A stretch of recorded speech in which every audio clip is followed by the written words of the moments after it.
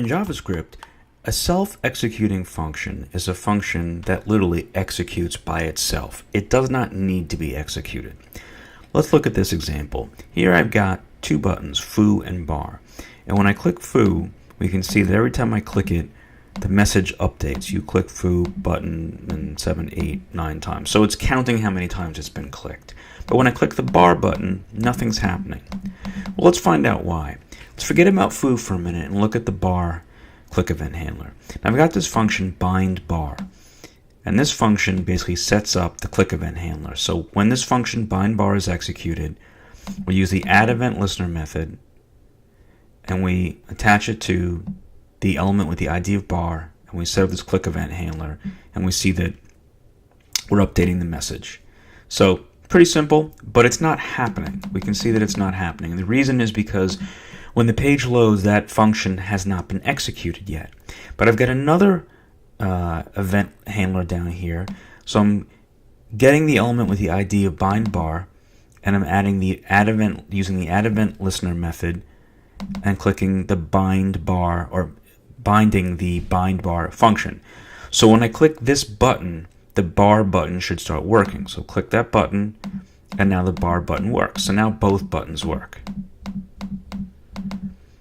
So now we know why the bar button works, or why the bind bar button works. It's because when we click the button bind bar, this click event handler executes, and it executes this function, which adds the event listener for the bar button. But why does the foo button work when the page loads? As soon as the page loads, bar doesn't work until we click bind bar, but the foo button works right away. And that's because the event handler for the foo button is set up here in this self-executing function.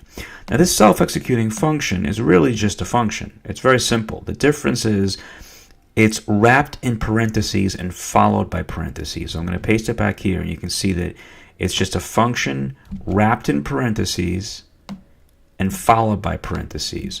So the wrapping in parentheses kind of contains it, and by following it with parentheses, executes the function. Now, if I take away those parentheses, the function won't execute.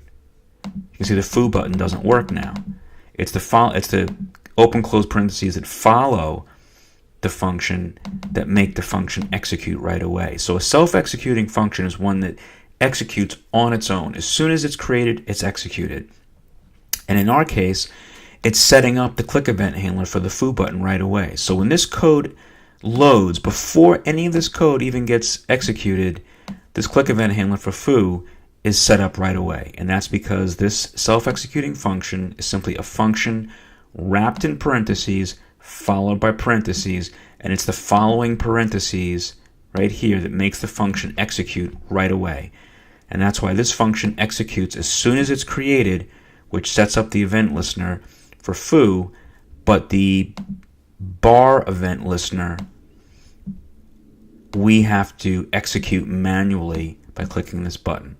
So a self-executing function executes as soon as it's created, and it holds a lot of benefits. There's a lot of uses which I won't go into now, but just know that that's what it means. It's a function that executes on its own as soon as it's created.